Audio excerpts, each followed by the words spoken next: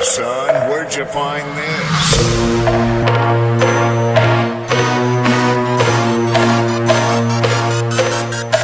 Let's go! Welcome to the Life of Phys Podcast. I'm your host, Tyson Martin. On this episode, I have Jake Case. Jake is a naturalist, writer, and landscape photographer based in Arizona. Jake is passionate about the natural world. He studied geography and geology during his time at Northern Arizona University. Jake has worked as a tour guide at the Grand Canyon South Rim and a park ranger for the National Park Service at Lake Powell. Jake also worked as a tour guide at Frank Lloyd Wright's famed Taliesin West, where he specialized in leading the Desert Walk Tour. Through stories and photography, Jake's goal is to illuminate the wonders of nature and science in the American Southwest. Jake likes to uncover the stories hidden in the canyons, deserts, and mountains in Arizona and beyond. Now let's hear a word from our podcast partner and get to the show. The Life of Phys Podcast is lit by Harlow. Harlow is on a mission to empower creators to elevate their creativity with lighting kits made to last and built to inspire. These lights are bold, beautiful, and powerful because Harlow believes that your lights deserve to be seen. To learn more, follow them on Instagram at Harlow Creators or online at www.harlow.com, and don't forget to use our discount code Tyson10 to save 10% on your order.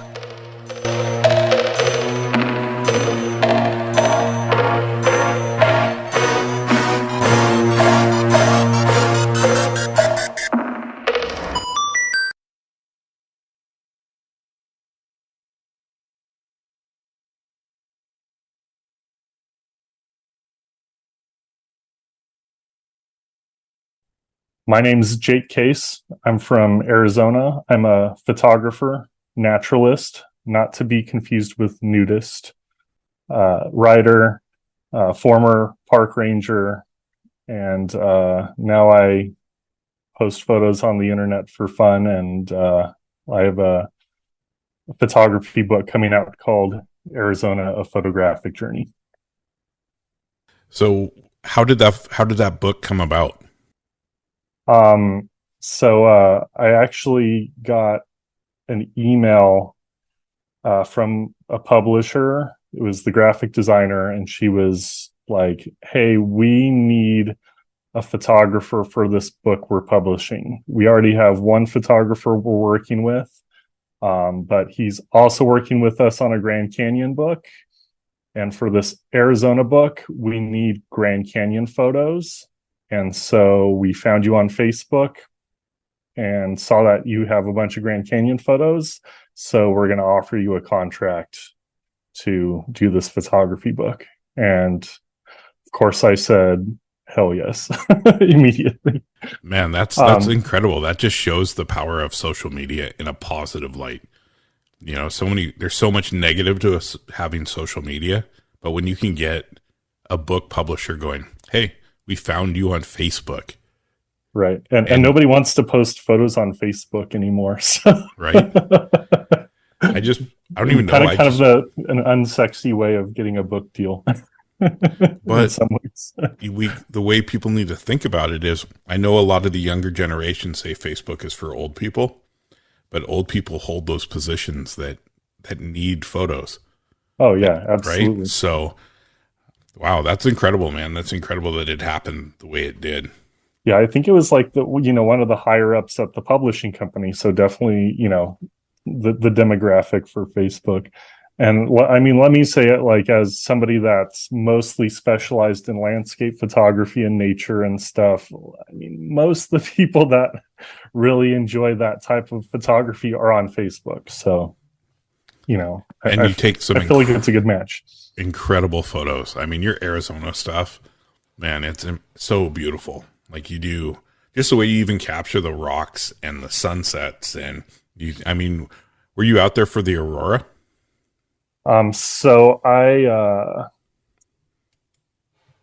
actually working on an architecture project right now, and I shot at that house. It's in Scottsdale.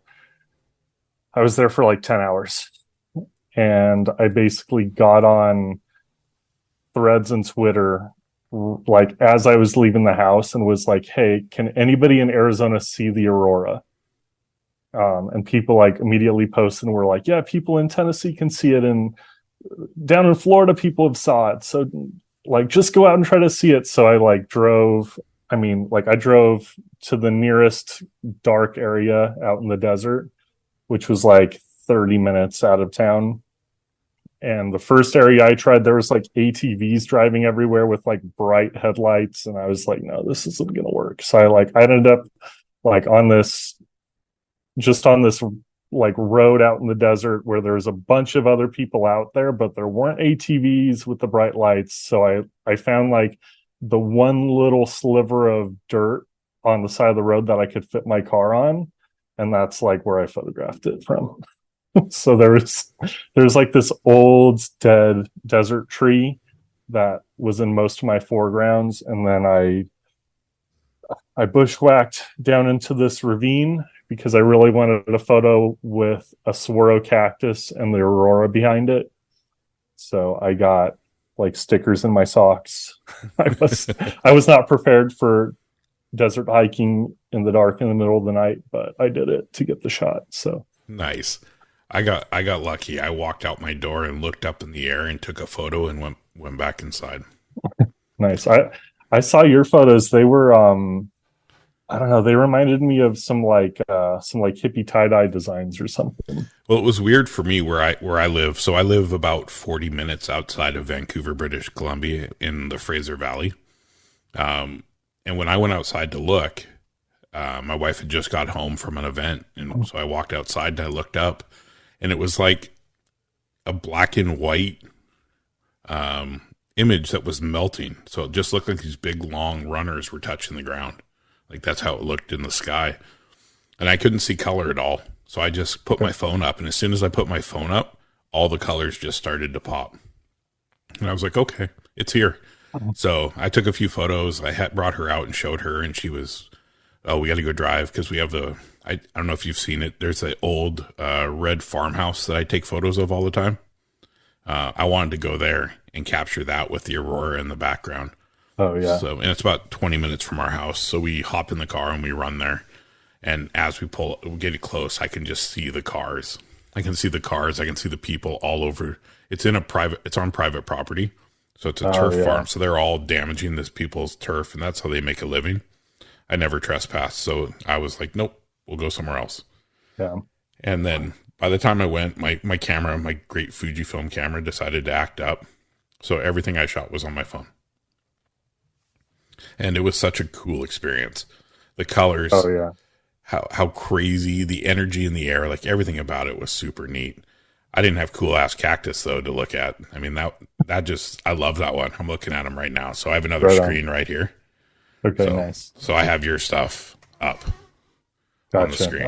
Okay, like my Instagram feed. I have Instagram and your threads up. So it just really helps. It helps me just like, I love staring at photos, so it just helps me continue what we're talking about. I get sidetracked super easy. Okay, sweet. So do I, so it'll be fun. Yeah. Ainsley Stewart is another guy I just talked to. I talked to him, a month ago, and we have 6 hours of audio to edit.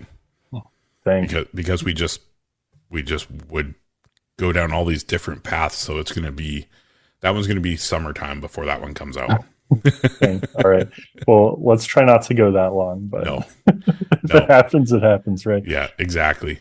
So hey, let me ask you, yep. Because here in Arizona, like, what I could see the pillars. Yep. But it looked almost black and white. Like, so you said at your house it looked black and white. Like when you drove out to the country, like, could you see any color out there, or was it a little bit? Like nothing that? Like if I would have gone about an hour further to an area called Harrison Hot Springs, they have natural hot springs at the resort. But right on Harrison Lake, I had some friends that were out there, and the images that they were getting the lights dancing across the sky. Mine didn't really move. They kind of like slowly moved, but theirs were like their videos. The things are dancing like crazy. Oh, so, down by the river. So we have a big river that runs through, basically all of British Columbia. It's called the Fraser River. In fact, I actually think it runs all the way through Canada. And And we were down there, and there's a couple spots where you could catch. They would just start popping. You get the purples and the pinks and the blue, and it was such a weird experience. I've only ever seen them similarly from the top of the Alliance, which is a set of mountain peaks here. Years ago when I was like 18 or 19 when we hiked to the top and camped up there. Right on. Yeah. Yeah, I was curious because when I posted it on like all my social media accounts, and like on most of them it kind of blew, not went viral, but compared to what normally happens when I post, like they kind of blew up.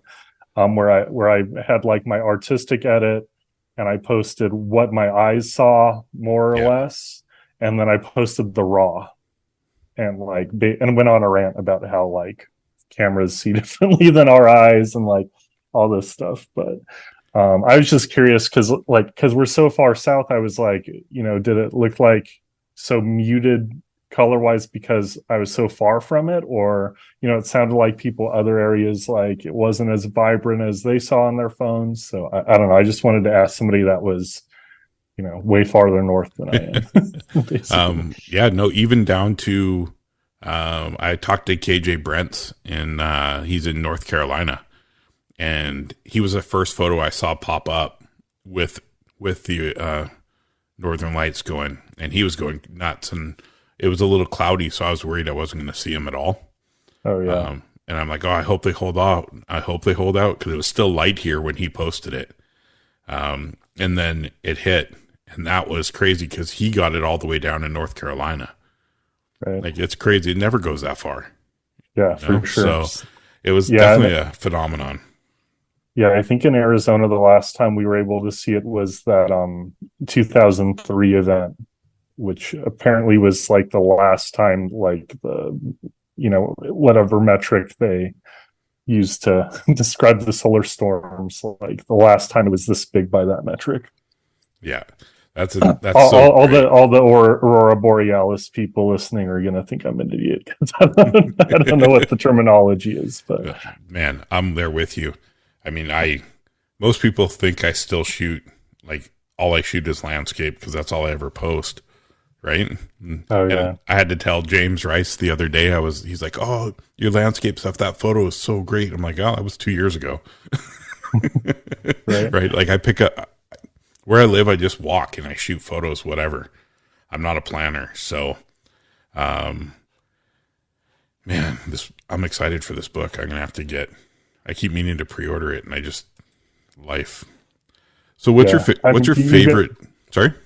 Sorry, no, go ahead. No, I was going to say you got a month before it actually gets shipped, so it's not like it's a rush to get your order in. So I don't think it's going to sell out. So hey, don't think that way. I think it's going to be incredible, because I look at your photos, and they all tell a story, right? You've captured a moment in time that no one else is going to capture. No matter who goes there, they're never going to see it the same way. Oh yeah, right? For sure. So I mean, the goal for it is to sell out. The goal for you is to make that book sell out, right? Whether it's promoting on my platform, which I will definitely help push it, or just going on social media and putting it out there. I mean, you took a chance. You leaped with both feet into the fact that your images are going to be in a book. Like, oh yeah, I wouldn't even know what to say if someone asked me to do that. That would be an incredible experience. How's it been as an experience working with publishers, and you're working with another photographer, correct? Yeah, I mean, I haven't really had much communication with him. It was all kind of like the publisher would communicate with us individually. I mean, like, I get the imposter syndrome so bad, so easily.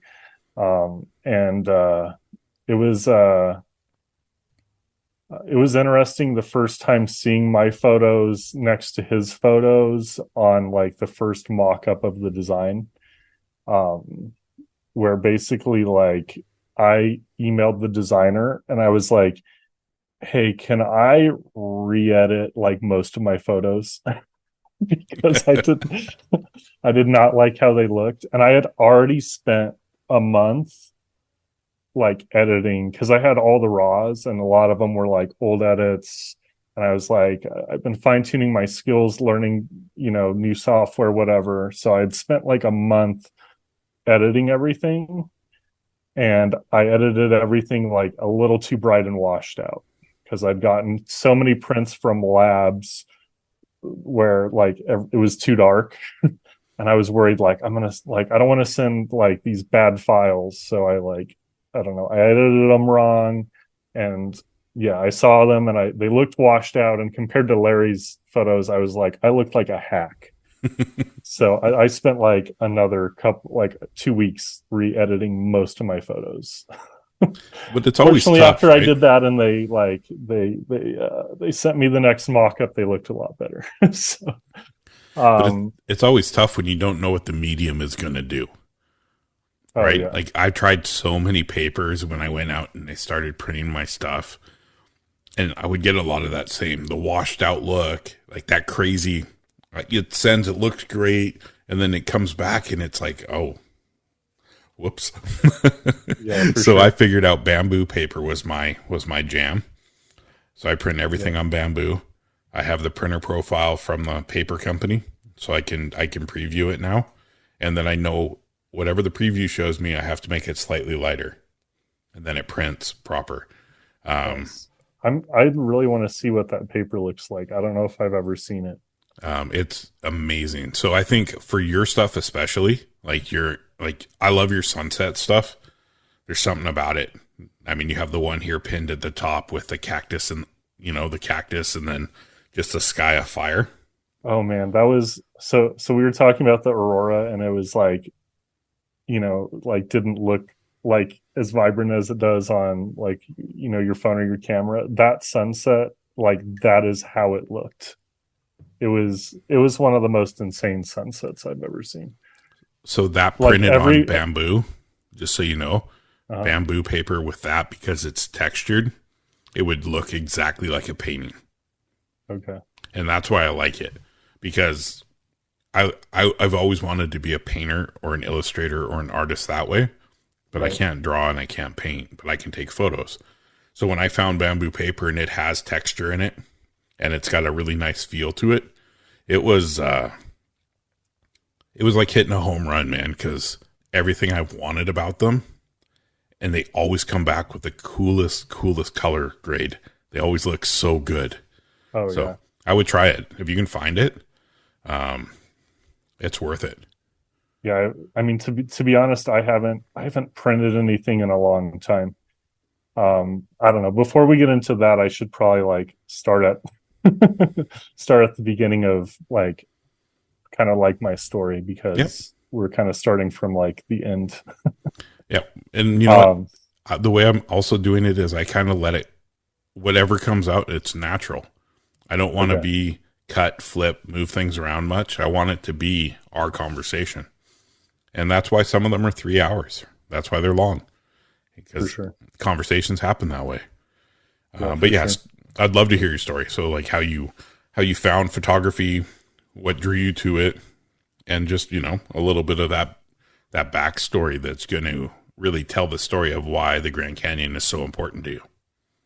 For sure. All right. So right now I live in the suburbs of Phoenix, like cookie cutter houses and just endless strings of neighborhoods that all look the same. But I was born up in Flagstaff. Tyson, have you ever been to Arizona? I saw the Grand Canyon one time on a quick detour from Vegas. Okay. So Flagstaff, where I grew up, it's a small college town. Like, I mean, when I was growing up in the 90s, it was probably like 50,000 people. And it's an hour and a half from the Grand Canyon. But it's a mountain town. It's high elevation. It's at 7,000 feet. And then there's this mountain range. The Anglo name for it is the San Francisco Peaks. But for all the indigenous tribes here in Arizona, like they all have their own name for it. Like there's at least 11 different tribes that have their own name for this mountain, and it's sacred to all these tribes. So the top of the mountain up there at the highest point is over 12,000 feet above sea level, which is high enough. It's one of like it's like the only place with substantial alpine tundra in Arizona. So Arizona's, like I post about it all the time on social media, how it's like not just a desert, and there's all this variety of stuff, because like that's where I grew up. I grew up in, it was like a ponderosa pine forest with this mountain, and we would get snow in the wintertime. Like 100 inches of snow was the average. Wow. Which is like, so if you go by cities like of 50,000 or more in the United States, it's Flagstaff, Arizona is one of the 10 snowiest cities in the United States. Never would have guessed. So that's where I grew up. But like my family was working class. My dad worked for the city at a wastewater treatment plant, and then my mom kind of worked part-time as a teacher's aide for the school district. So I grew up like not really outdoorsy. Like all the kids I went to school with like loved basketball. So I grew up playing basketball. And I'm like 6'2", so I wasn't ever very skilled, but like height wise, it made sense for me to play. And I loved it. I've been a Phoenix Suns fan my whole life. When I was 7 years old, they went to the 1993 NBA Finals. Charles Barkley and Kevin Johnson and Dan Marley and all those guys. And so like indoctrinated as a Phoenix Suns fan for life. But then as I became a teenager, skateboarding became really big, like around the year 2000. Like Tony Hawk landed the 900 in the X Games, and like my friend Colin won that competition. Tony, if you're listening, Mr. Hawk, you landed a 900, but Colin won the contest. I'm pretty sure Tony like admits that in every interview about the 900 because he's so humble. But no, I don't know. My dad in the summertime, like the X Games came on TV, and my dad always like put it on the TV. So like, I grew up playing basketball, but I knew of this world of like, skateboarding, and like there's like they had like extreme street luge and like all this crazy stuff back in the day too. But like I had an interest, like I saw the 900 and all this stuff. And then when skateboarding started becoming kind of popular, I got in with a group of friends in high school that were all getting skateboards and playing like Tony Hawk's Pro Skater, and like I got into it, and like now I've also had a lifelong love of skateboarding. And then so that's what I did like my high school years. But one of my best friends from high school, shout out James Padilla, like he convinced me to go to this sign up for this journalism class with him. So that was my first experience with like getting a photo assignment. Like in journalism class, we were told at one point like get a hold of a camera, and like we're gonna like take photos, and it's like an assignment for this class. So I took photos of like my friends like riding skateboards down like the hill behind the high school, and like I don't know, just skateboarding antics and stuff. And actually even before that, like I remember we visited Chicago when I was in middle school. And like I ended up like with my dad's film camera, and I took a bunch of photos of Wrigley Field. Super cool. Because I liked the architecture, and like growing up, like we kind of watched all sports, basketball, baseball, like a little bit of football. And like my dad always like talked about like, oh, all these ballparks like are all different, and like like they're all quirky and have different architecture and stuff. So like we went to Wrigley Field, and I like I don't know, I took all these photos of that too. So I don't know, I had a little bit of photography when I was younger. Actually in that journalism class, I got an assignment. I convinced the editor to let me write an article about some friends of mine that were in a band. The band was called Snafu. And so they were actually like recording an album at somebody's house. So I went and like kind of listened in while they recorded this album, and they got, I don't know, they had like connected with some like producer in our like small little college town to like produce it or something. And then we went out on like this golf course nearby, and I had this point and shoot camera from the high school. It was probably like a 4 megapixel digital camera. But I took all these photos of them out on the golf course, and one of them, they all took off their pants and they were in their boxer shorts. And so that was actually technically my first published photo, was in the Coconino High School newspaper, of my friends in their boxer shorts holding their instruments out on a golf course. That's amazing. I love the fact that, I mean, for me, by 2000, I had already been skateboarding for like 19 years. Like, that's how crazy it was. I started in 1982. So it's been over 40 years since you started. And I love it to death. So I've listened to probably 10 or 12 episodes of Life of Phys. So I heard about that you broke your ankle 9 times. Yeah. That was probably the weirdest. I think it was ankle break number 7. I was like an hour from leaving to go to California on a tour. And I always feel like that would have been the break I needed. You know, that was it. Yeah. That was my shot. But my girlfriend at the time told me she was pregnant. So I was oh, do I go right or do I go left? And obviously I wanted to be there. So I stayed home. Sure. And my friends who went all got, picked up by companies, and they all moved to the next level. And I just kind of stopped pushing myself. I just relied on the tricks I could do really, really well. And that was what I did. And now, after talking to Caballero, I was like, I miss it so much. I miss the feeling. There's no other feeling in the world like cruising on a skateboard. Oh yeah, for sure. If people have never done it, when you are comfortable and competent on a skateboard and you just roll, it is such a great feeling. Right? I can see your eyes lighting up talking about it. I love it, man. I'm gonna start cruising the skate park again. I put super soft wheels on, so I can't do any big slidey tricks or anything. So it's all just gonna be cruising now. I just miss the feeling, and that's when I lost it for all those years. I lost my creative spark, right? So everything was just so bland. And then when I found a camera, I found something that reignited that spark. And that was for about 5 years. And then when I started this in February, that spark just grew even bigger. Being able to talk to people, hear their stories, how much everybody actually has in common is the craziest part.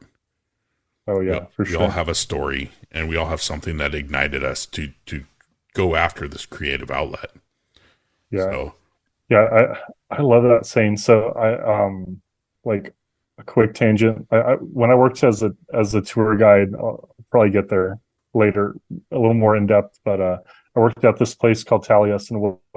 It was mostly retirees that worked there, and then there was like I don't know. There's like 3 of us that were under the age of 20 that worked in the tour department, not 20, 30. So we were in our 20s, and I mean, but there's this guy. He was a retired. He was worked in construction, and like he would like one day, like I was sitting at the desk, at the counter, giving out tickets and stuff, and like he asked me like for what my story was, and I was like, I'm like, you want to hear my story? Like, this guy's like 70 and I was like 29, and he was like, everybody has a story. And I was, like, it's true, man. Like, it doesn't matter. Like, I mean, you could have somebody that's like 12 years old that's been through like some crazy stuff that has a story. Yeah. So, but anyway, I mean, because I've heard you say on the podcast about breaking your ankle 9 times, like that's some dedication, man. Like, there's a lot of people that after one ankle break would not pick up a skateboard ever again. So to break, so that was the same ankle you broke 9 times. Yeah. I mean, that's dedication, man. Like, respect on that, because like most people would not get anywhere close to to breaking their ankle 9 times before having to put it down. That was just the left and one. And respect for having a desire to pick it back up. I couldn't live without it, to be honest. It's like my camera now. I can't live without my camera. My camera has to go with me every single day. Like when I leave to go to work, my camera bag goes on. Whether I use it or not, it's with me. And I use skateboarding to avoid a traumatic childhood. It allowed me to avoid playing team sports. I played baseball and football, and I was able to quit them not without a lot of pushback from my father. But I love the freedom. I mean, I still remember learning how to ollie in my driveway at home. No, sorry, in my garage at home because it was raining, but in my driveway. To the point, like skateboarding was, I'd have friends come over. We'd do sleepovers because I lived in the country in Oregon, and my parents would move the cars out of the garage so we could skateboard in the garage all night. It was a single car garage. It wasn't very big, but we'd have banks built and little slide rails, and we just had a good time. And I think the transition through my life, everything that was good, that always happened that was good, involved a skateboard. A skateboard always brought me good experiences, and that's something I've always held on to. And I look at photography the same way. So like I used to look for skateboard spots. I look at my photos the same way. So I shoot through the eye of a skateboarder. So that's why my angles are different. They're not, what the traditional people will say, they're lower. I use a wider lens or I use a tighter lens to find the line, right? Yeah, and that's what works for me. Hey, do you ever shoot with a fisheye? I fight with fisheyes. I had the 4mm for Fuji, and no matter what I did, I'd have my hand in it or my feet. Oh yeah, they're tough, man. Yeah, I have an 8mm that I can adapt. It's a Nikon. It's a Nikon FX mount that I could adapt to my Fuji if I wanted. But I don't know. It's one of those things. I want to shoot skateboarding so bad, but I also know the more I'm around it, the harder it's going to be for me to not go, oh, my brain will say, yeah, you can do that. My body definitely cannot. Yeah, for sure. Yeah, I couldn't. I mean, like you definitely have to find like the right crew to shoot with too. Like, because I'm 38 and like the lifestyle I have, like I have a 5-year-old daughter and like I have the dad life, and I'm like, I cannot imagine going and hanging out with like 20-year-old kids at this point. No. Like, if I was gonna try to shoot skateboarding, I would have to find some other other people in my age bracket or older. Yeah. I think what I would do is probably just get some media credentials for a contest. Oh yeah, and just shoot it that way. That way I don't really have to interact and it can be all spontaneous. Oh, for sure. Because hanging out with 20-year-olds, no, it doesn't sound appealing. My son, that's my son. I don't want to hang out with him. Yeah, I have. So a few years ago, my nephew, he had been riding around on a penny board, and he like knew how to ride and like really well and stuff. But he wanted like a skateboard to like do tricks on and stuff. So I took him down to the local skate shop, and bought him like his first real skateboard. And like he's 18 now, and like the way him and his friends go about their business, I'm like, yeah, no, not my scene anymore. It's amazing when you get older, what happens. But I mean, like how he acts at 18, that's how I acted at 18. So yeah, it hasn't changed at all. But yeah, so that's what I was doing in high school, was like I was just super into skateboarding, and but I was like, I did that journalism class, and I was actually into like writing humor.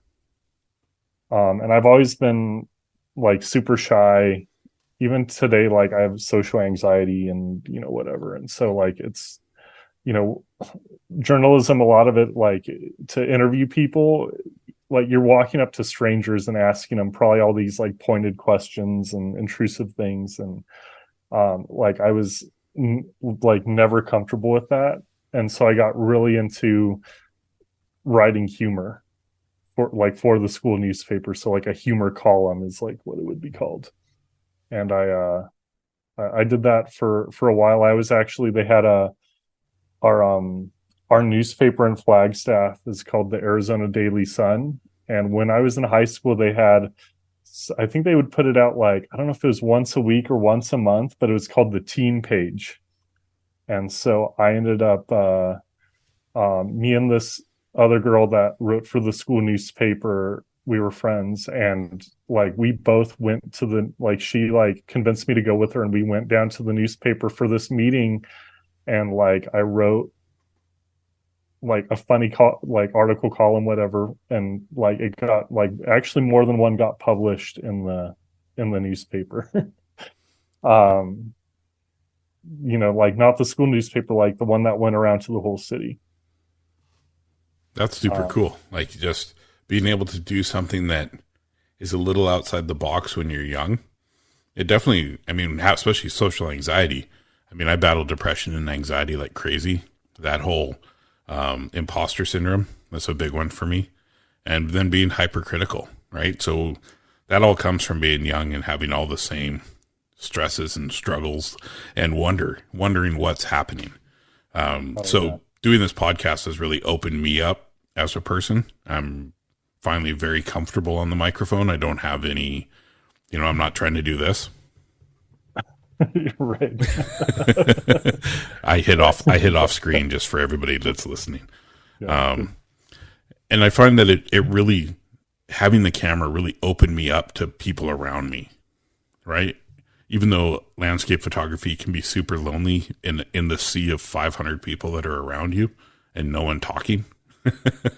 We had that talk with Brian Atkins about how it's just crazy that you can be at the same spot looking at an amazing thing and the person next to you shooting photos won't even acknowledge you. Oh yeah. Yeah. I made a post about that on Threads.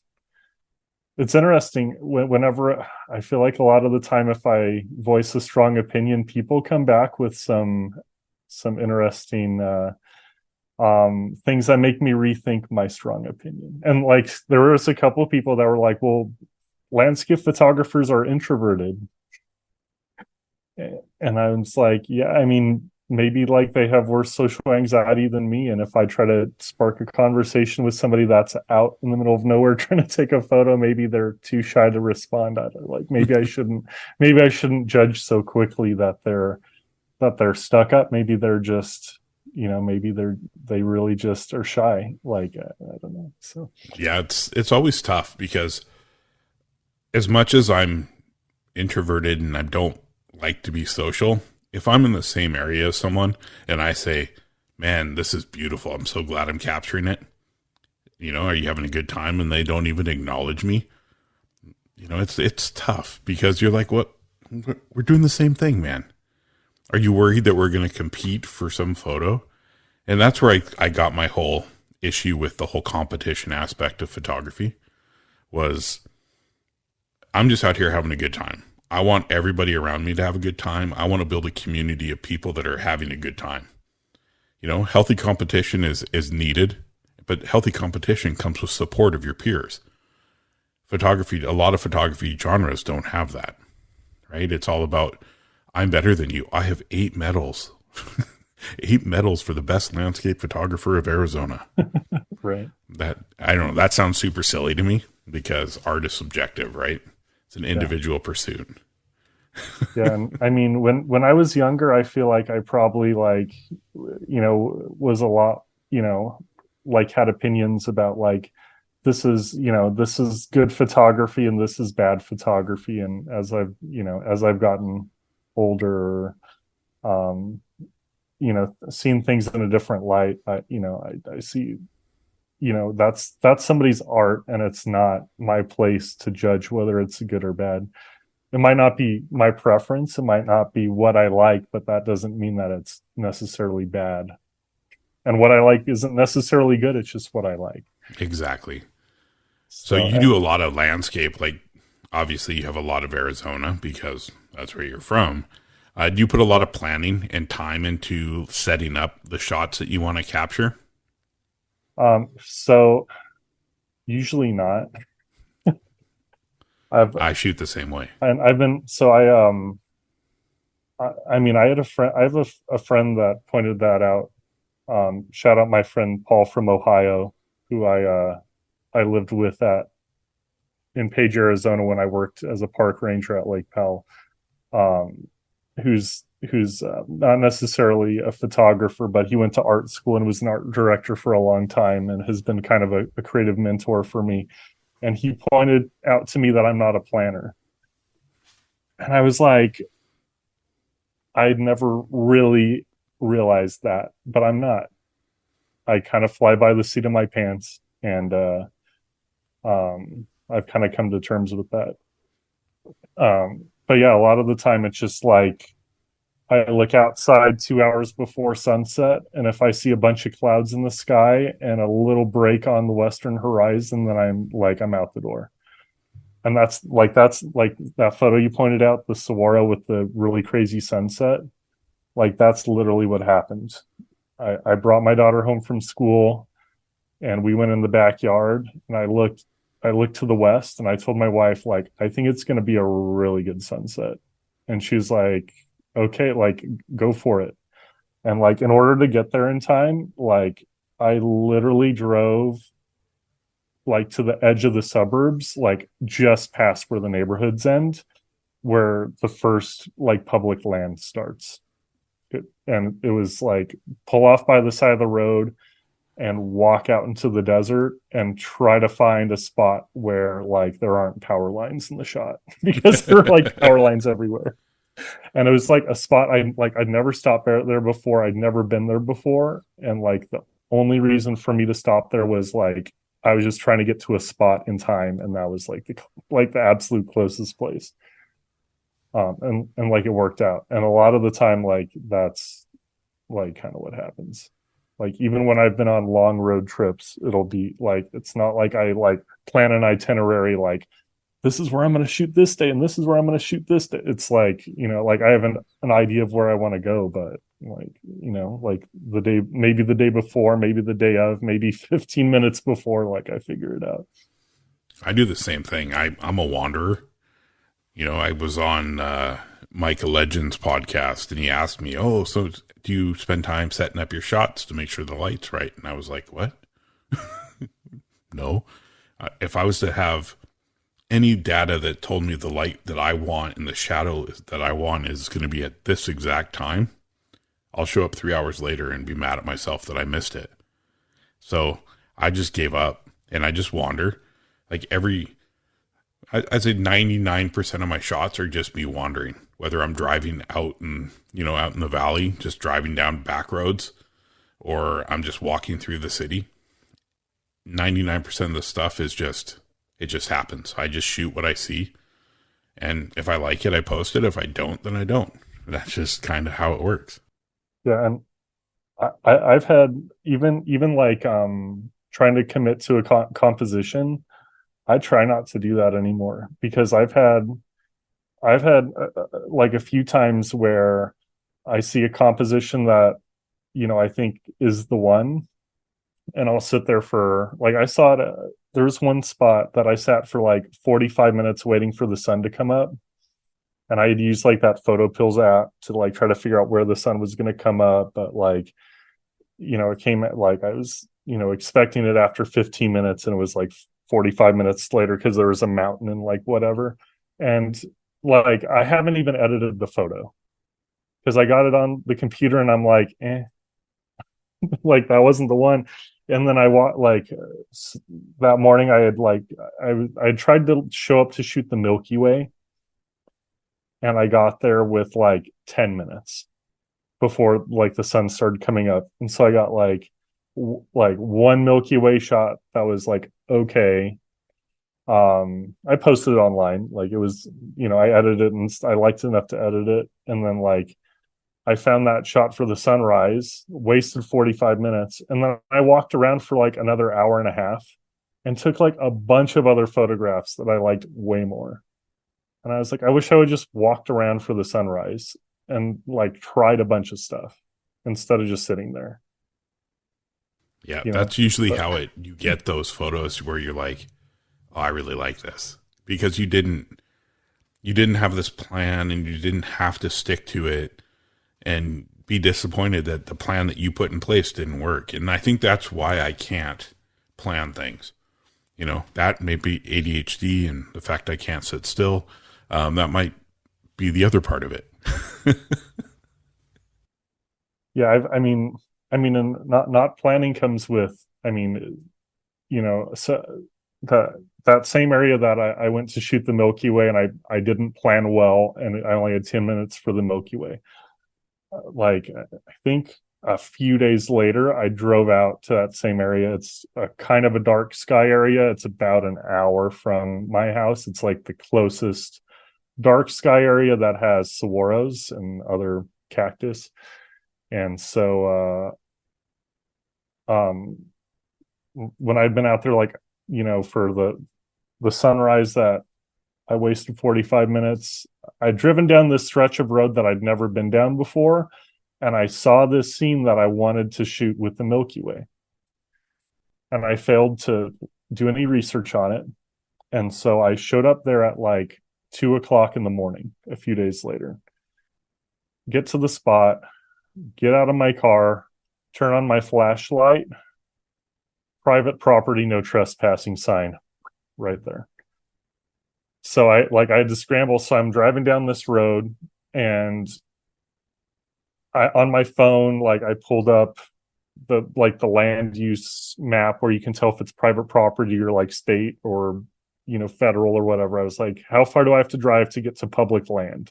So I got to the public land area, saw a saguaro by the side of the road, and was like, okay, I'm going to go shoot that. And so it turned out there was a field of jumping choyas surrounding the saguaro. And jumping choyas have the barbed spines, where basically they don't jump if you get near them, but if you brush up against them, they grab onto you with their little barbed and they hook onto you.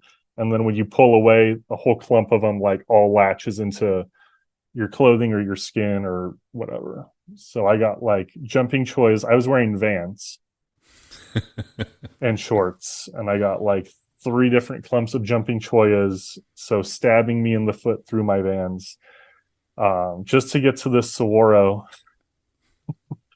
But I shot like a 90-minute set of exposures to do star trails, and like I loved how it turned out. So I was like, it was worth it getting cactus in my foot. And because I had to sit there and wait 90 minutes for the camera to do its thing, I had plenty of time to pull. I've had pliers with me, fortunately, so I was able to pull like all the cactus out of my shoes. Oh, it does not sound fun. But then I got a Milky Way shot that I was not all that happy with. But so fortunately the star trails worked out. But yeah, like if I would have planned better, like, I mean, I probably wouldn't have gotten cactus in my shoes, and maybe I would have gotten a Milky Way shot I like better, but I guess it's not really my style. Yeah. But I did, the one thing that I've, you know, kind of tried to plan that's worked out was what they call the mitten shadow at Monument Valley. So there they have like the 2 buttes that look like mittens, and then one, like, it's like probably 6 evenings out of the year it really lines up decently, and then like 2 of the 6 it's like probably perfect, where the shadow of one mitten hits the other mitten, and then you can get it all like in the frame. That's super cool. And in the Arizona photography book, Larry had a shot of that, and it made it in there. And like he had a bunch of shots in there that were just like things that I was like, like a bunch of people had that shot, like, so I don't need to get it. I'll do something like that's like 100% unique, you know, or areas like there's a slot canyon called Antelope Canyon, and like I worked for a summer for the National Park Service at Lake Powell in Page, and that's like where Antelope Canyon is, and it's like the most photogenic slot canyon in the world. And like but it's super crowded and you have to go on a tour. Like I refuse to go there. And I probably would have had a shot of it in the book had I gone to shoot it, but I refused. And so I don't know, after that I was kind of like not that I was like competitive, like, ooh, he got the shot in the book and I didn't, but it was more eye-opening. Like if I want to get published, I probably have to shoot the icons like more than I'm willing to. So I don't know. I got the idea to like go shoot the mitten shadow. And so I actually I don't know if you've connected with them on Threads or Instagram, but Chris Henry, he's a photographer here in Phoenix, and he shot portraits for many years. Like he's been into photography for a long time, but he's been obsessed with Monument Valley, and that's like most of what he posts nowadays. He's been up there like 20 times in the last 2 years. Which Chris Henry photography? There's a whole bunch of them. It's I think he goes like Chris_Henry and then _photography, but it's with an F. He spells it like the German version. But yeah, I connected with him probably 6 months ago on Threads because he posted like this photo of like snow at Agathla Peak, which is this peak up near Monument Valley. And like it was a super unique photo, and like, you know, I like was sparked a conversation with him, and like I don't know, like I've been following him ever since, and like we've communicated quite a bit online. And I basically on a whim like DM'd him, and I was like, hey, like the mitten shadow's coming up in like, it was like 4 days away or something, like, or like a week away, like not very much time. I was like, hey, are you going up to see the mitten shadow? And I was just like thinking, like, if I went up there and he was up there, like maybe we'd like run into each other. And he was like, I wasn't planning on it, but like if you would go up there with me, like I'd love to make a trip. And so like and I'd never met him before or anything like that, but we like booked a hotel room and like went up there for 2 days. And it was like kind of the purpose was to shoot the mitten shadow, but like we went to like, you know, all these other spots because like the mitten shadows, it's like for 20 minutes in the evening or whatever it's going to happen. You got like all this other time and there's all this other incredible stuff. And I was worried it was going to be like frigidly cold because it was supposed to be super windy. I live in Phoenix where it's like ungodly hot and I'm not acclimated to the cold anymore. But it was fine as far as the cold, like it wasn't that cold, but the wind was blowing the dust everywhere and it made for these like crazy atmospheric conditions. And it was I don't know, like it was probably the most productive, 48 hours worth of shooting like that I'd had. Just with the conditions, and it was kind of the I've heard it called the creative faucet. I mostly heard it in terms of creative faucet. Yeah, kind of like if you're going to go write a song, if you're a musician and you're going to sit down and be like, I'm going to write a song, more than likely like the first thing you try to play isn't going to be that good. And it's kind of like if you turn on the faucet and you're trying to get the hot water to wash your hands, you have to let like the cold water flush out first before you get to the hot water. And so it's the same thing. Like I can feel that with photography where like if I'm going to go shoot, like the first like 20 minutes or half an hour, like I'm just like kind of like flushing out the cold water. And then once the hot water turns on, like it could be on. And in Monument Valley, like once I turned the hot water on, I felt like it was on for like 2 days straight. And Chris was super cool. And both he and I shoot Fuji. And so like, I don't know, we were comparing notes on Fuji. Like, I don't know, we're looking through like the manual trying to figure out, like, he couldn't find his, he mostly was shooting autofocus, and I do a lot of manual focus. And like, he was like, oh, how do you like get as much in focus as possible, like hit the hyperfocal distance or whatever. And I was like, oh, you got to use the focus scale. And so we like figured out how to like turn the focus scale on his camera because for some reason it wasn't on. So like I don't know, we were helping each other out, and then like I brought my laptop, so I was like editing photos at night at like 11 o'clock at night in the hotel room. And like he showed me like some stuff in Lightroom that like I'd never thought to use, especially with the Fuji. Like the using the color profiles. Like I shoot raw, but like you can apply like Velvia, Provia, like all the Fujifilm simulations, you can apply them to the raw file like in post.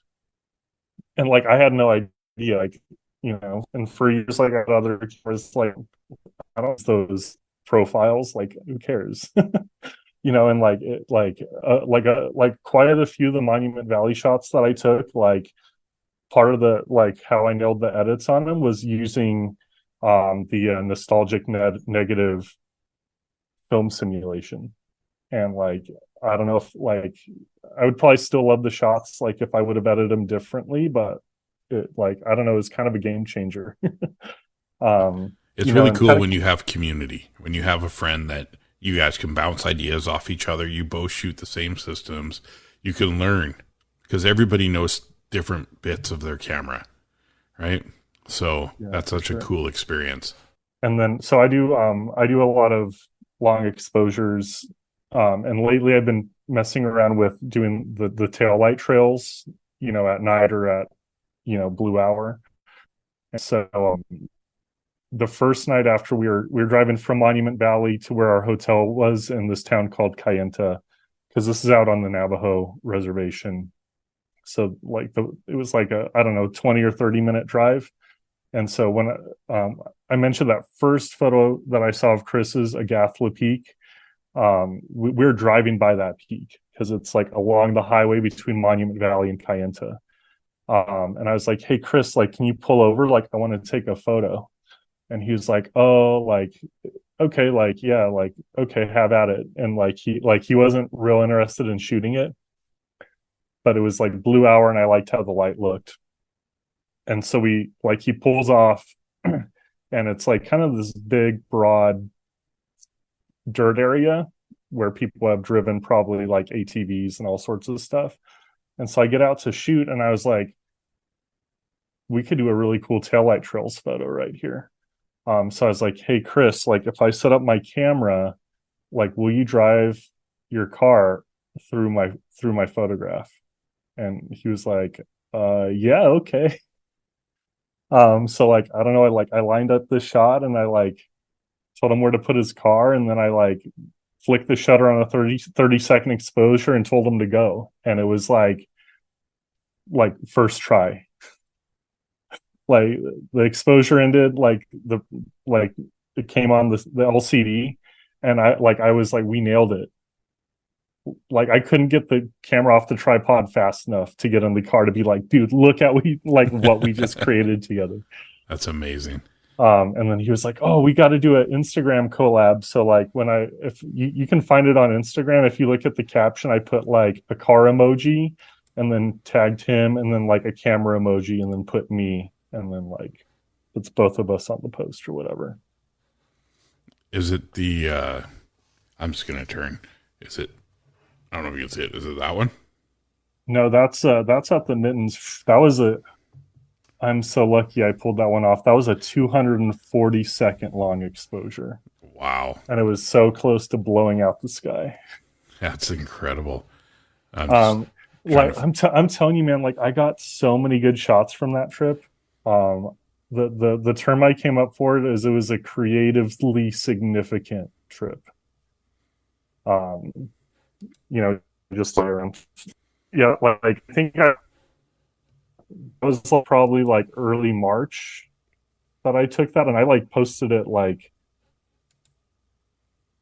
I think I was in the hotel room when I posted it. Like I edited it, like we like I started editing that within a half an hour of taking that shot. That's awesome. I just found it. It's the one with the peak on the left-hand side. And then the sky's all blue. Yeah. Yeah. I'm the same way. When I took my very first astro shots ever, I took them at a Soyuz, which is in the interior of British Columbia. It's Canada's only desert. Just funny enough. And I was just down on the beach of my in-laws' place, and I shot across the lake is where this town is. And the lights, I did a 30-second, and the lights from the city came all the way across the lake. So it had all these straight lines of light right at me. And then I captured there's a mountain, so I captured all the stars above the mountain. And that was like, I looked into the back of the screen and I was like, oh. So I went inside the house and edited, posted it, tagged the Soyuz in it, and then they shared it. It was in their newspaper and all these weird things. And it was the very first astro shot I ever tried. You know, that's so it's awesome, man. Such a cool experience when your work gets recognized. There's no better feeling. You know, yeah, for sure. It's so let me backtrack to back into the olden days when I was first starting out doing photography. I was so I went to college in the same town that I grew up in. That's where I met my wife. And I went to school, actually, I was a journalism major for about a year and a half. But like I said, like I hated interviewing people. I liked writing humor. And like when I got to the point in my coursework where they wanted me to go interview people, I mean, like I wish I would have, instead of being fearful, I wish I would have, you know, just like owned up to it and faced my fears and done it. But I didn't. That's why I was never that good of a skateboarder. When it came to conquering my fears, I wasn't very good at it. But yeah, so I switched majors, and I was thinking about being a school teacher of some sort. I took a break from college for a year. I worked in an elementary school in the computer lab. I was 20 years old. And I enjoyed it, but I kind of figured out that I didn't want to be that's not what I wanted to do. But I'd taken a geography class when I was in my first couple years, and I remembered how much I loved geography. When I was in middle school, I actually went to the state geography bee. They held a geography bee at every school in Arizona, and so I won the one for my middle school, and I went to state. That's like I've just always loved maps. My dad loved maps. And so he always had all these maps in this box when I was growing up, and I just loved looking through them. And so I took this geography class in college just, you know, for a science credit or something. And I was like, I need to go back and finish my education. Like, I'm going to take more geography classes and we'll see where it leads. And so, you know, in geography, you're studying like how landforms are created, but you're also like studying like cities and cultures and, you know, how everything interacts on the Earth's surface, basically. But I was taking these, what they call physical geography, which is basically studying landforms. It's basically geology, but through the lens of a geographer, which is somebody that studies the Earth's surface, like everything intertwined. But anyway, I was taking these classes and I was like looking around where I lived, near the Grand Canyon, at the footsteps of these mountains, in this small town where we were just surrounded by forests, 45 minutes from Sedona. And I was like, I could go hiking and see with my own eyes all these things I'm learning about in this geography textbook. And so I ended up majoring in geography and minoring in geology. And like I said, my dad was an operator at a wastewater treatment plant.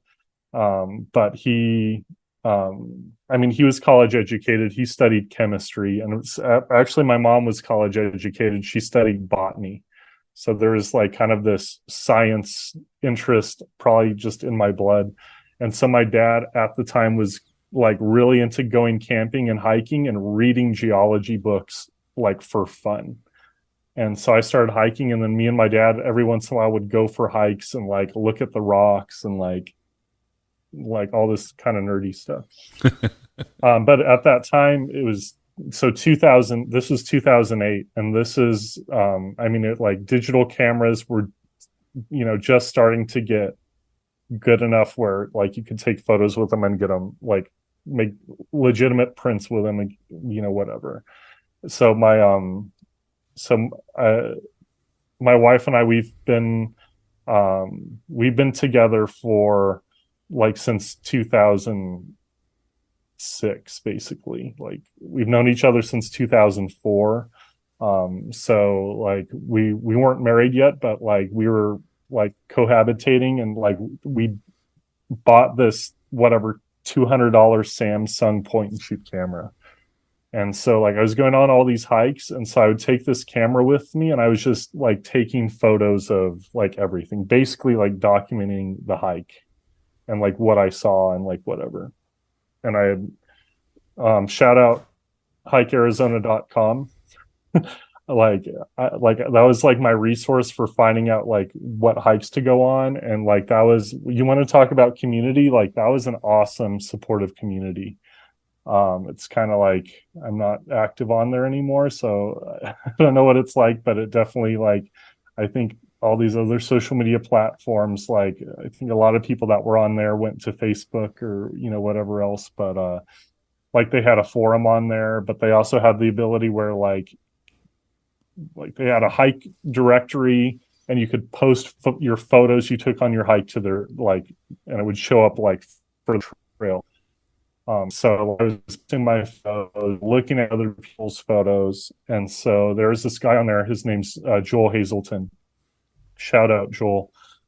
He's actually the exact same age I am. We have the exact same birthday, same year. Oh wow! And he was ahead of me. He had a DSLR at the time, and like he was doing like he was not that far into it, but doing incredible work. And so like I basically connected with him on hikearizona.com and was like, yeah, I want to get a DSLR, and like basically like he was my first mentor. And in like 2009 I got a Canon T1i and like a kit lens, and bought a crappy tripod. Like it was all from Best Buy on like Black Friday. Like it was $4 in the morning, and I bought it on a deal. And I was still in college. Like I was a broke college kid. I worked at a pizza restaurant delivering pizzas, and my wife like worked at Old Navy, and like we scrounged up enough money so I could buy this camera. And I learned a bunch from Joel, and like he turned me on to like hand blending exposures when you shoot sunset, so that like you don't have blown out highlights and you still have detail in the shadows. And like like I learned so much from that dude, and like he was like super cool about like just sharing stuff with me. And like so that was like my inspiration. I was basically just like got super into like hiking and science, natural sciences, and that's how I dove into photography. And like I like when I had the point and shoot cameras, like I was trying to do long exposures on tripods, and like they were okay, but like I didn't have the polarizing filter to like take the glare off and all that. And so I don't know, I got super into that, like trying to shoot waterfalls and stuff. And that's how I got into photography myself. And just like chasing sunsets. And I'd heard you said that on the podcast a few times, so I thought you would you'd appreciate that. But yeah, so yeah, like I actually I didn't have my camera for about a year and a half before both my wife and I graduated college, and it was the middle of that recession that hit. The housing market crashed 2008, 2009, and it was like 2011 I got my degree. And I wanted to be a park ranger, but I just I think I had some naivety. I probably had a little bit of hubris. I thought I was going to get my degree and then just go right into working a career as a park ranger. I do think the American National Park Service kind of misrepresents things on their job listings. It said that you can qualify for an entry-level park ranger job with a degree or experience. And then I got my degree and I started applying for jobs, and they would have a questionnaire that you had to rate yourself on all these job duties of a park ranger. And I filled them out honestly, and my application got immediately denied. Never even passed on to a hiring supervisor. And I was like appalled. Like, I was like, you mean I can't get a job? Like, I don't have experience as a park ranger. I thought I could qualify with my degree. And I couldn't. And so my idea for my adulthood kind of got derailed at that point. And my wife got a degree in social work, and there was only 2 agencies in Flagstaff.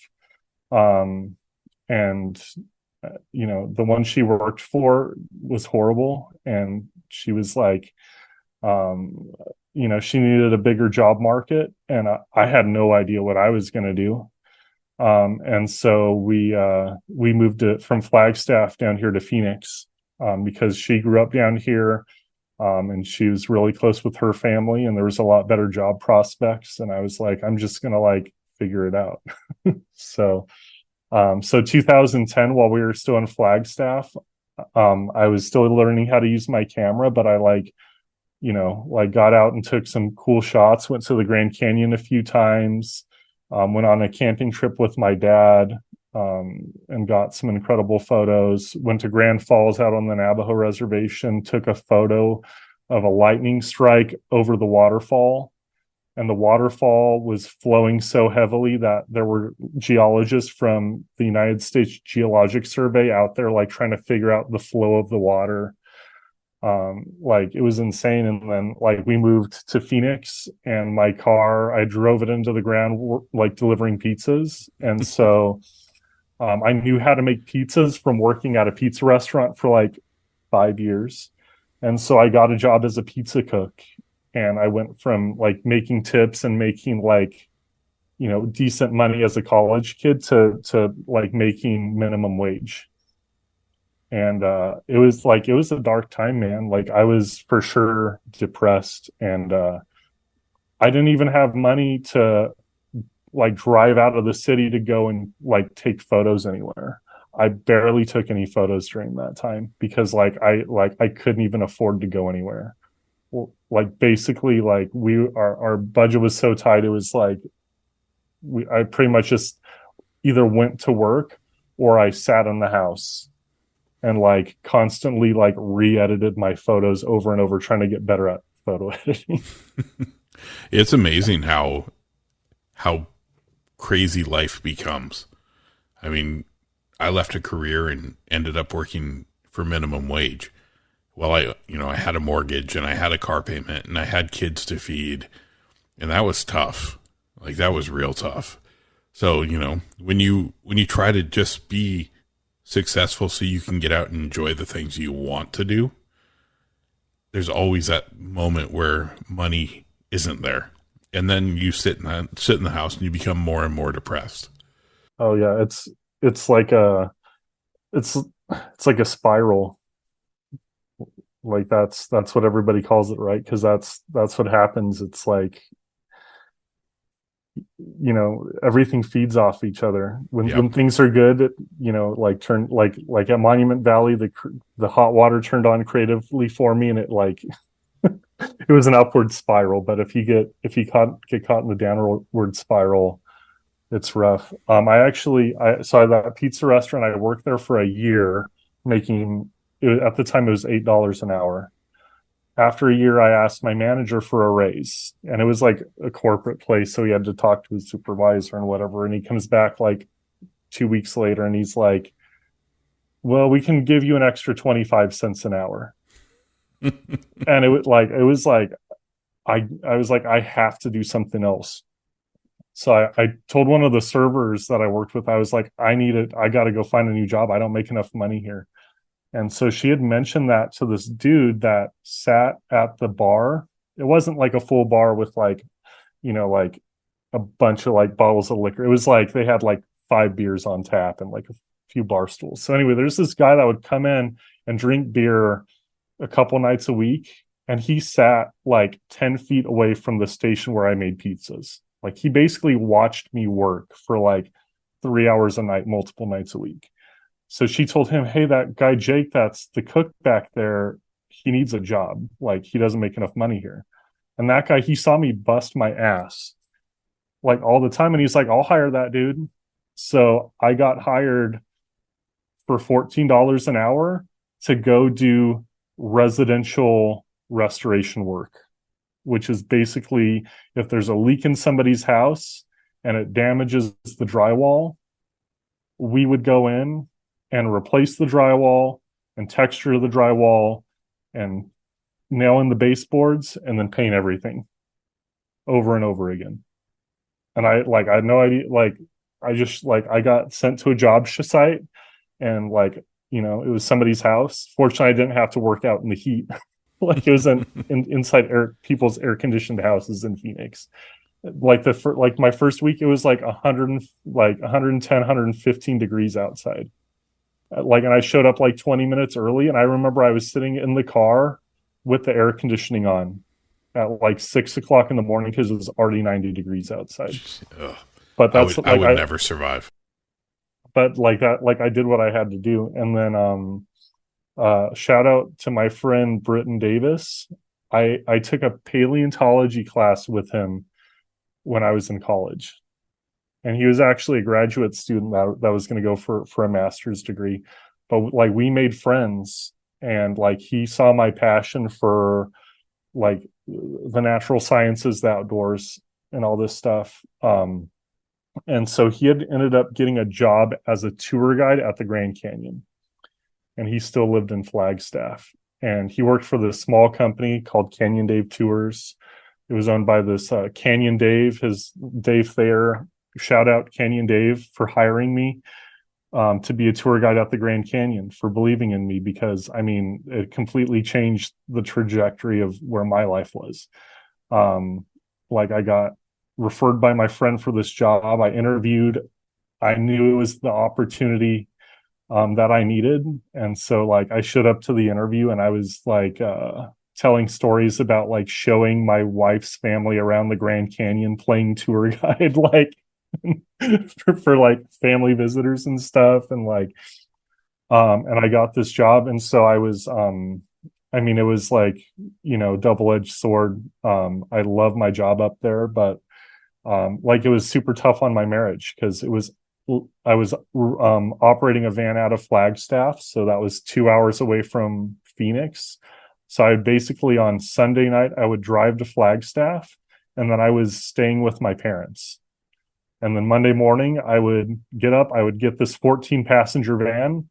I would have my assignments of which hotels to go to. I would go and pick up tourists, take them to the Grand Canyon, show them the Grand Canyon, take them to viewpoints, tell them about how the Grand Canyon was formed, tell them about the trees, about the plants, about the birds.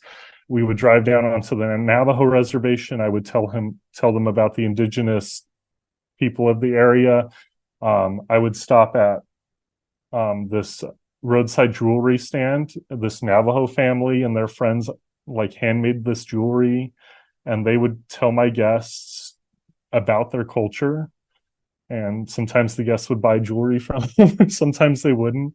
But we would have these incredible experiences. And then, sometimes I would be fortunate enough that I would give a 4-hour morning tour.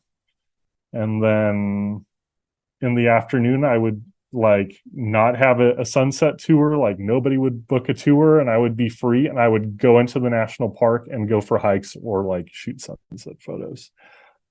But meanwhile at home, my marriage was on the rocks because I was gone all the time, and it was tough. So I worked that job for 2 years, and through the experience that I got there, I was able to qualify for a job with the National Park Service. So I got offered this job the summer of 2015 to go work up at Lake Powell, which was 4 hours from my house. So I lived in park housing for 5 days a week. I was there working, and then I would drive home to Phoenix to see my wife on the weekends. Oh, that's tough. But I wasn't doing like a cool ranger job where I was giving like guided hikes, or I wasn't doing the stuff I was doing like as a tour guide at the Grand Canyon. I got hired with the Aquatic Invasive Species Division because there was invasive mussels in the lake that basically eat all the nutrients in the lake and can sterilize the lake, or and they're getting spread all over. So I basically had to sit on the boat ramp and educate boaters about the invasive mussels, which most of them didn't want to hear about it. I can imagine. I did that for a summer, and like after 3 years of being gone, like all summer basically, like it was basically like I could, if I kept that career path, my wife was going to divorce me. So I chose my marriage over my career as a park ranger. So I ended up getting a job at Taliesin West here in Phoenix, which was the winter home of the architect Frank Lloyd Wright, who's basically like the most famous architect ever. And he actually had an architecture school here in Arizona, and now there's suburbs all built up around it. But in the time, it was out in the middle of nowhere, in the middle of the desert. And he pioneered this type of architecture called organic architecture that's highly inspired by nature and what is around the building site. He liked to use like native building materials and take influence from the natural environment of whatever building he was designing. So I basically like wanted a job as a tour guide. I knew nothing about Frank Lloyd Wright. I'd never even been to this Taliesin West place, but I like showed up for the interview, gave the interview, and like basically they offered me the job on the spot. Nice. And so I worked there for 2 years, and I fell in love with that place. And I did architecture tours, I fell in love with the story of Frank Lloyd Wright, and like everything about the place. And it was on, like suburban neighborhoods nearby, but there was basically a nature preserve on the property and then a back to mountain range. And so I would get to work like 20 to 30 minutes early every morning because I had to drive like through rush hour, and I wanted to make sure if there was an accident on the freeway, I wasn't late. And most days I wasn't, there was no accident. I was there early. And so I would go for walks out on this property, but it was private property. The public wasn't allowed to show up there and walk around, but I was an employee. So I would go on these walks every morning, every lunch break. And then I brought my camera every day. And in the wintertime, when the sun came up like super late, it would be when I was rolling in for my shift. And so like I have photos where it was like literally like 10 minutes before I had to clock in, and like I was out in the desert on the property, like shooting like banger sunrises and whatever. Such a lucky moment, eh?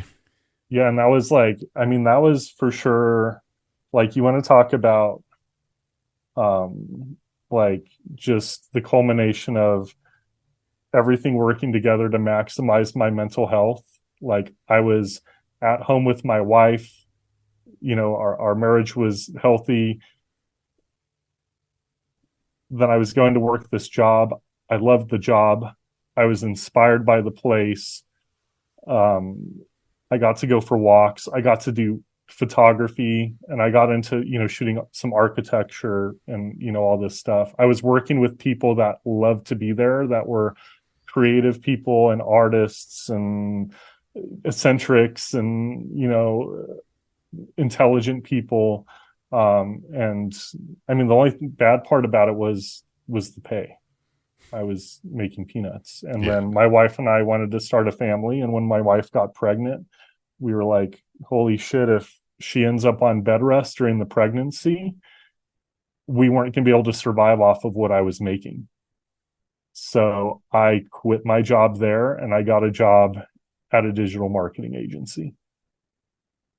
You got to do what we got to do, right? So that was 2018. And I had gotten into, I was able to get that job because, shout out to my friend, Dustin Christensen. he's actually my wife's cousin's husband, but we've known each other since college because he met my wife's cousin in Flagstaff when we were all in college together. So I've known him for 20 years. Nice. He saw my passion for what I was doing, and he had gotten into building websites and like doing like search engine optimization and writing articles, and they rank on Google and people come to your website. And then if you write about products and you affiliate link to Amazon, you earn a commission. And he was like, you could write photography gear reviews and like make money. And like, I wanted to be a professional photographer, and I was going to all these places and taking these photos and honing my skills, but I was horrible about like, you know, the social anxiety part. For years, I wanted to get published in Arizona Highways magazine. When me and Joel Hazelton were starting out, like we both had that goal.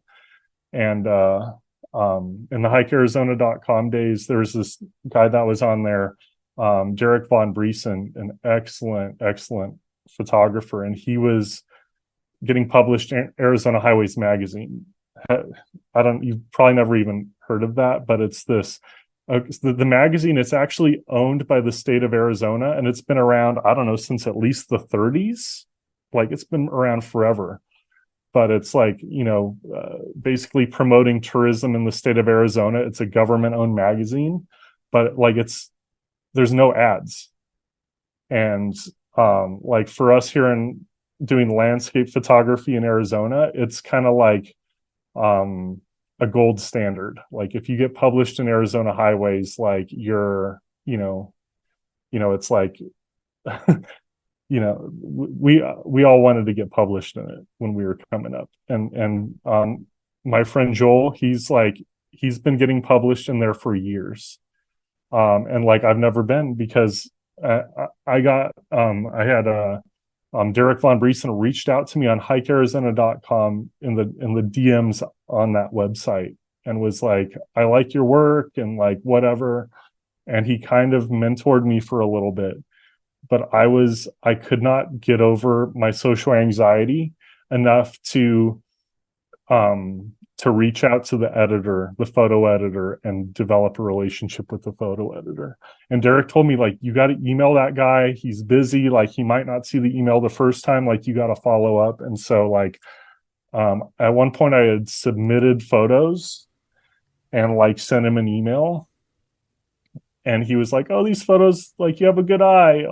And then, like, said he would put them in their kind of file. And then, like, I never heard back. And, like, for some reason, like, I just could not get over myself, you know, and this anxiety that I had. And so, yeah, once I was, you know, in 2016, my friend was like, hey, if you build a website and like write gear reviews, you might make a little money. So I did it. Like, I put my website up. I still have it. It's called mountaintripper.com. It's like a blog. And like, I was making a little bit of money. And then I learned enough that when I needed to go get a big boy job, making like an actual salary, I was able to go into an interview at a digital marketing agency and be like, hey, I built this website and I do search engine optimization, and this is how much traffic I get, and this is how much money I make off of it. And it's not much money, but like, I know how to do it. And they hired me and gave me a job. That's super cool, man. It just shows sometimes we just got to take that chance, right? We got to take the risk, jump in with both feet and just go for it. Even when we're feeling awkward, even when we feel like we can't do it, hypercritical, just putting ourselves down. You know, sometimes if you just jump, you never know. The sky's the limit, right? Yeah. And and I talk about like the social anxiety, and like, I worked as a tour guide for years. Like, the thing is, like, when I'm passionate about something, like, sometimes I can overcome it. But like, when it comes to like cold emailing editors of magazines, like, I just, you know, I should email the editor over there. You should. I mean, your stuff is amazing, man.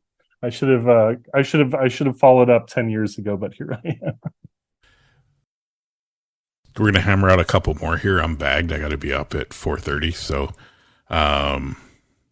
What are you shooting with currently? So I actually have a Fuji X-T5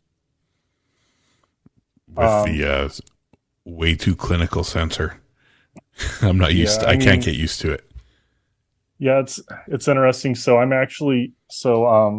now shooting architecture for these guys associated with organic architecture. They do it's an archive, and they're trying to preserve architectural drawings and all this stuff for all these architects that were associated with Frank Lloyd Wright. Which super cool. I some tour guides I used to work with at Taliesin West. I reconnected with them a couple months ago, and like they got my foot in the door. Nice. So I just shot this house in Scottsdale. It's like this crazy architect's house. But it's another book. They're gonna fly me out to Michigan and North Carolina to shoot at 2 other houses that this guy designed.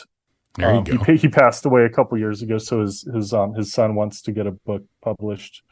So yeah, I've been shooting the XT5 with it, and I need a backup body. Like if I'm going to be paid to fly across the country and shoot, like I have to have a backup. Yeah.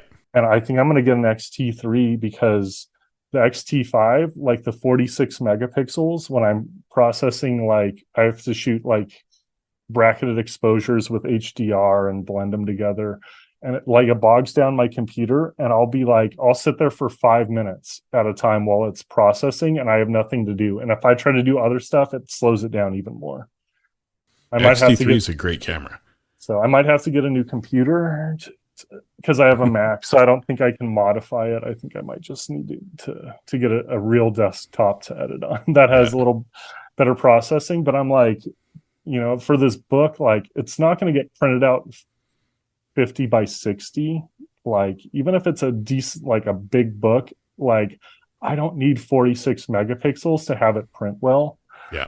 And so I'm like, if I get like an XT2 or an XT3, then like the files aren't as big, and it's easier to deal with on the processing and whatever. And then if I want, then for my personal work, if I'm gonna shoot like a crazy sunset that I want to print out like that as big as a wall, I'll use the XT5 or something. So the only thing that I would look at is I would do an XT4, same sensor as the XT3, but it uses the battery of the XT5.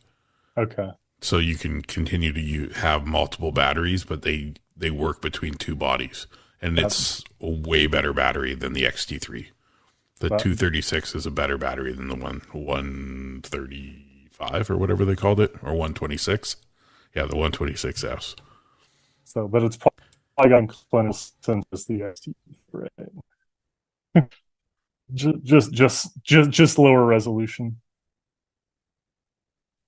But I've been doing that I've only been shooting Fuji for about 6 months.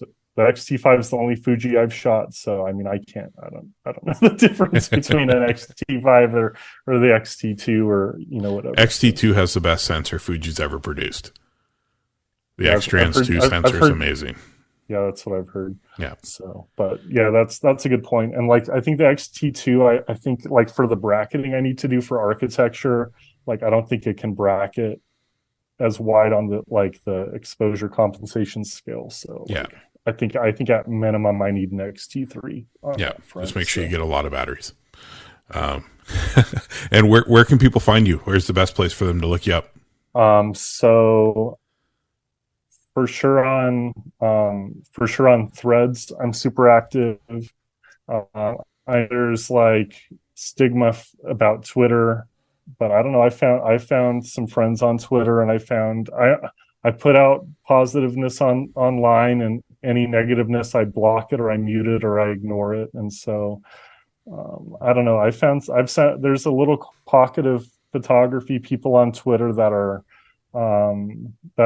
really good people. So I'm active on there. I'm active on Facebook.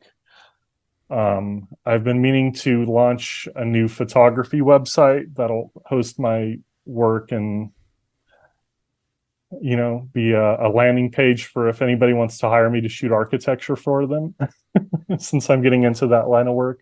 So I have jakecase.com purchased, but there's nothing there. It gets redirected to my Instagram. So where I'm also active, I spend way too much time between the platforms I'm active on. But I mean, before we sign off, of course, the Threads community's been amazing. Like I said, I found good people on Twitter, and I know you always ask people for advice. I'm assuming you're about to ask that. So for my advice for anybody, whether you're an up-and-coming photographer or if you're not a photographer, if you are on social media and all you see is toxicness and negativity, start blocking what you don't want to see. If you see somebody post something that you don't like, that you think it's toxic or negative or disagrees with your beliefs, block that account or mute that account. Do not like it. Do not spend time looking at it. The algorithm knows what you look at. It pays attention to your engagement. It's Big Brother looking over your shoulder. So purge your social media of anything that you don't like, and you will have a vastly better experience. I've heard people complain, there's so many toxic photographers on Threads. I don't see any of that stuff because I don't interact with it. I don't give it the time of day. I put out positive stuff, and the vast majority of what I get back is positive. So awesome, Jay. Thank you so much for giving me your time tonight. And you know what? I appreciate all the positivity. I do as much as I can to be positive for the community in general. Thank you. I probably spend too much time on my socials, and definitely on Threads where we're both pretty active. I try to spread the Life of Phys gospel, shall we say. Dude, I'm so appreciative of everybody who's picked it up and really starts pushing it. I think, was it you who posted it the other day that you just finished, and another guy's like, oh, I love that podcast. And I was like, what? I don't know who you are, but thank you.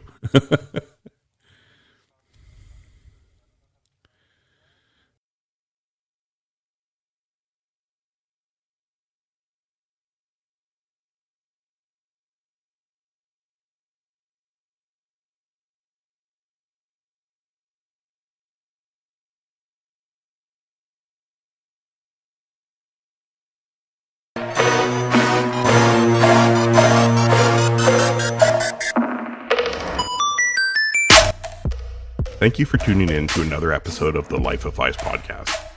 I hope you've enjoyed our show, and don't forget to subscribe and leave us a review. Your feedback helps us continue to bring you content and the stories of our incredible guests. And remember to stay connected with us on all social media platforms. It's at LIFE_OF_PHYS, or on the internet at www.lifeofphys.com. Thank you for tuning in, and have a great day.